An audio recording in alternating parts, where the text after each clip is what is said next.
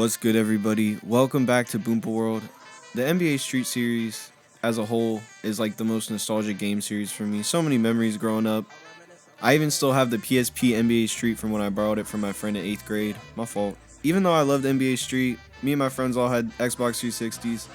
I never picked up or touched or even heard much about NBA Street Home Court. If it's anything like every other basketball game from the time, run around the country, taking over courts, gaining respect, I'm expecting a moderate to severe banger, even though this one doesn't get as much fanfare as the older entries.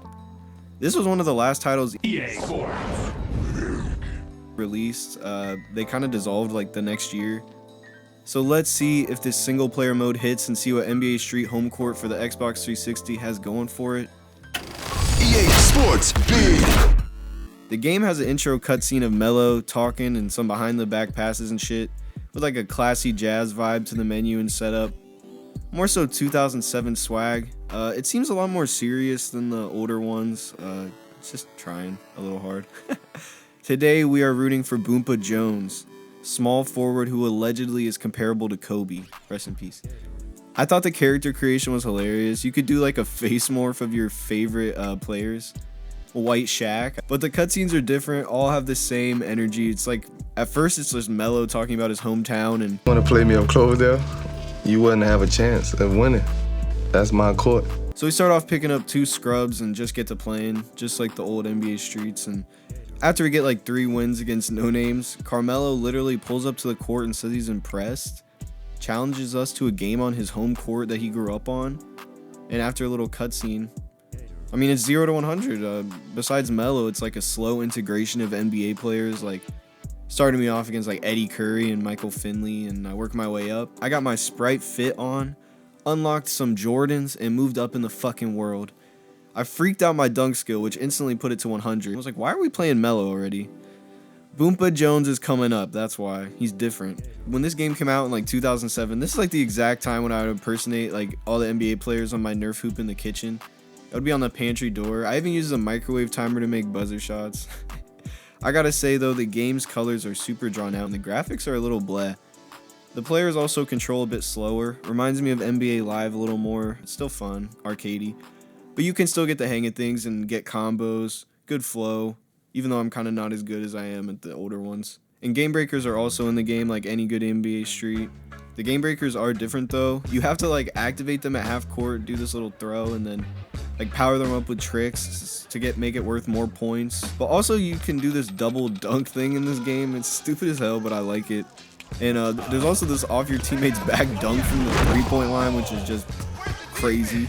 We unlocked Franklin Park in Chicago, and we actually earned our first NBA teammate, Zydrunas Ilgauskas, Big Z, baby. Welcome to the team.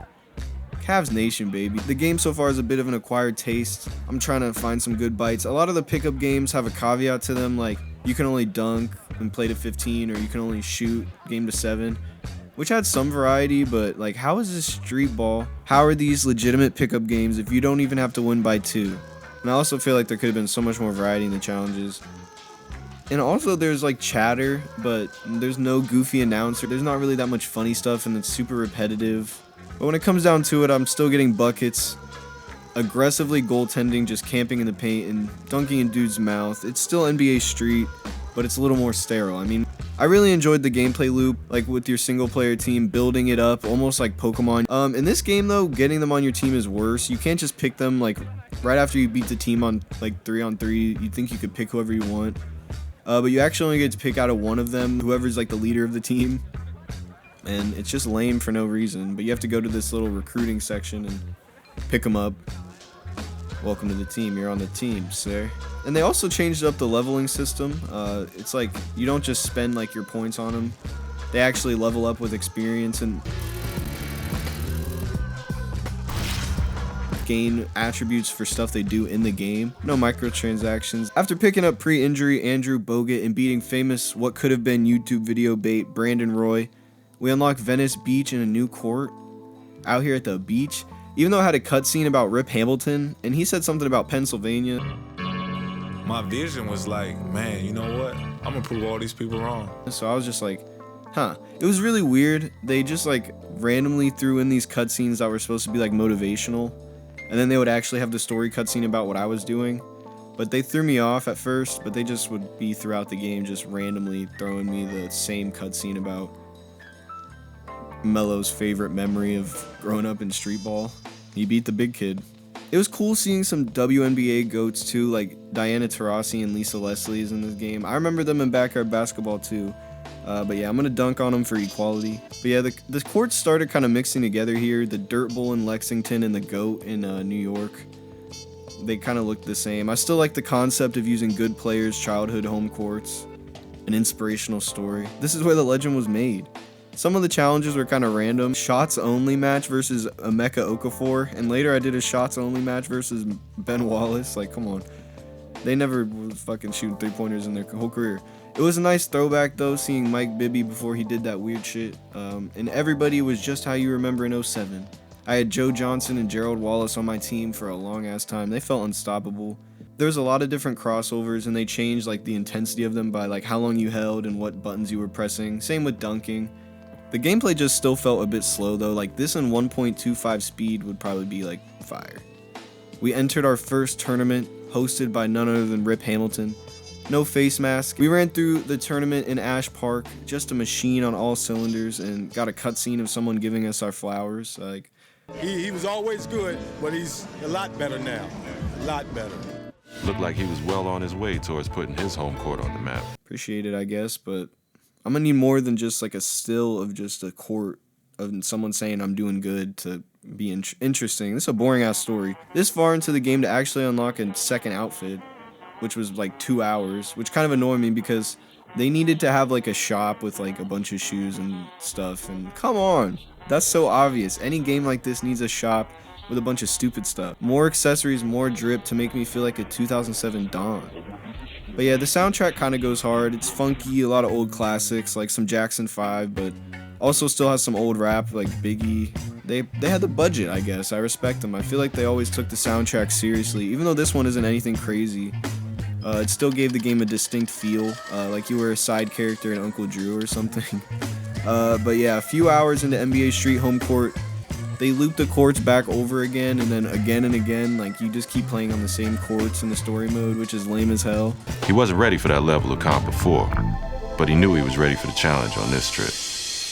But it's framed in these cutscenes like, last time he was here, he was alright, but now he's the real deal and he's about to face the real challenges. I'm like, come on. Last time this guy was at Venice, he was giving people headaches on the beach. On this trip, I was already here, like why couldn't they have faced me the first time? It just made the second half of the game kind of feel like padding, and yeah, they were stingy as hell. I'm like 3 hours in, and the best player I got right now is Jason Terry. I mean, he's fire, but come on. You'd see like a wild Dwayne Wade or Kevin Garnett on the other team, like Paul Pierce, but they wouldn't like put them up in the recruit section until like really like later in the game. They would put like Vladimir Radmanovich in the recruiting section. But yeah, we retread some good ground. Nothing interesting happens until Chris Paul invites us to a tournament. Too bad there's no like stretch or cool boss characters to get on your team at the end of the tournament, or like a reward, or besides like experience. The NBA might have had a say, or like EA was just like, make it boring as possible. Let's play it safe as hell. But here we are grinding, taking down Hornet CP3. I'm watching Bleach, eating pizza. It feels like 2007 again. Combos and breaking ankles and all that was still fun, and in Game Breaker mode the dribble moves get really crazy. I just seem to be getting better and more used to it as the game went on, and once Boompa Jones started raining from 3, it was really over. Chris Paul's tournament was actually kind of cool. This is the version that he refinished and dedicated to his grandpa. I remember that story. He dropped like 86 points or something for every year his grandpa lived. Respect, because I remember when my grandma died in like 2nd grade, I scored 1 point, 1 for 2 on free throws. We beat his ass in the tournament on his grandpa's court. Once you get past everything being kind of worse than the old NBA streets and accept it for the weird stepson that it is, it's kind of fun. We got an outfit and a chance to master a skill, and I chose shooting. So now I freaked a skill of dunking and mastered a skill of shooting. So now Boompa Jones was fully broken though, I'm a cheat code. And at this point I received the nickname The Magnet for steals. And the only thing stopping me was the fact they sent me back to my home court for the 3rd and final loop in this game. I was like, I avoided most of the challenges this time and kind of just went straight to like the advanced court access to the next area. because there was not many players that interest me. Picked up Michael Redd and Kevin Garnett though, and then I got Dwayne Wade. We made it back to the GOAT in New York after some chilling in Venice Beach. Beat Lamar Odom's ass before he was going through it. Finally get to challenge the two guys that we've seen for hours in the same fucking cutscenes randomly playing. But Carmelo and Rip are gonna finally face Boompa Jones after we heard their rags to riches story 16 times. Melo invites us to another tournament on his home court, which we breezed through after I changed to my ultimate super team of Boompa Jones, Dwight Howard, and Kobe. It was completely over. We were going crazy. But as this second to last tournament came to a close, I had to wonder, why did they make this game so safe?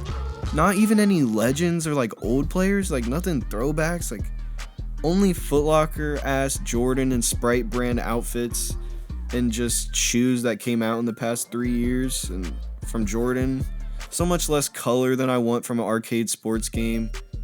But I guess it was a sign of the times. When HD first hit, they didn't know what to do. They were just getting sponsorships, and how EA was moving, they were just not, they weren't hitting the same. They were done really making these in-depth classics, fun little arcadey games where there was passion.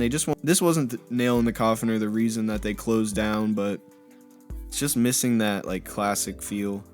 They say that these games had dwindling interest in the market, but I honestly feel like it was just because of the drop off in quality. But after beating Melo for like the 8th time, I just got kind of tired of it. Like, I want to see like Wilt Chamberlain or Oscar Robertson or like MJ or even like made up dudes who have like a cool home court. Like, they could have done so much more. But yeah, at the end they even snuck in a Mike Bibby cutscene before he got canceled. I'm still watching you. Before the final tournament of the mode, which was once again hosted by Melo and containing all-stars, we balled out on this Jordan brand court and unlocked it for when we play pickup games against our friends, which will be never, because we'll just play NBA Street 2 on the GameCube. But in the end, we reigned victorious. And yeah, it didn't feel that satisfying as it was against the same dudes we've been playing for the last like hour or two. The story mode was probably around 5 or 6 hours, and it just looped a lot, 6 or 7 maybe. But yeah, I got my fat juicy achievements though at the end for winning the tournament and beating the home court challenge, and I got a final cutscene illustrating the legend that just unfolded in front of us. At one time, nobody even knew his name.